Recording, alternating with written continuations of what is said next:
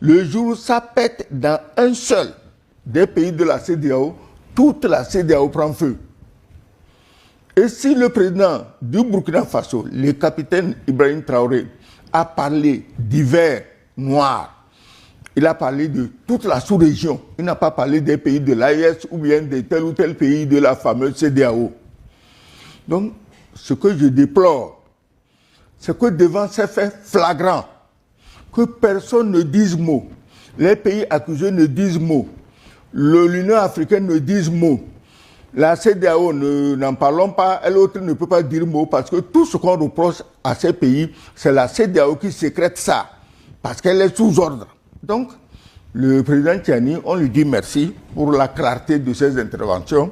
Tu n'es pas surpris qu'un général ait une telle mémoire, une mémoire d'éléphant.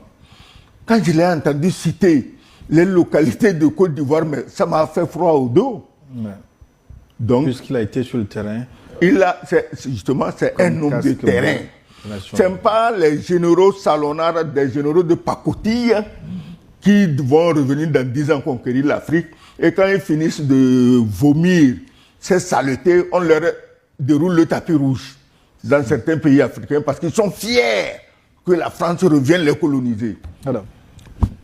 Je crois que le président Tiani a l'impression qu'il parle à des gens qui sont sourds. Parce que ce n'est pas la première fois qu'il parle. Mais il parle à des gens qui jouent au sourd. Et il faut qu'il insiste. Il faut qu'il insiste pour que ceux à qui il parle là se réveillent. En fait, il parle à qui premièrement? Il parle à son peuple. Il prend son peuple à témoin sur ce qui se passe, sur les dangers qui le menacent, sur la nécessité de se mobiliser contre ces dangers. Voilà pourquoi le président Tiani à tout moment parle. C'est dommage parce que quand je le regarde parler, je dis mais ce monsieur il est président.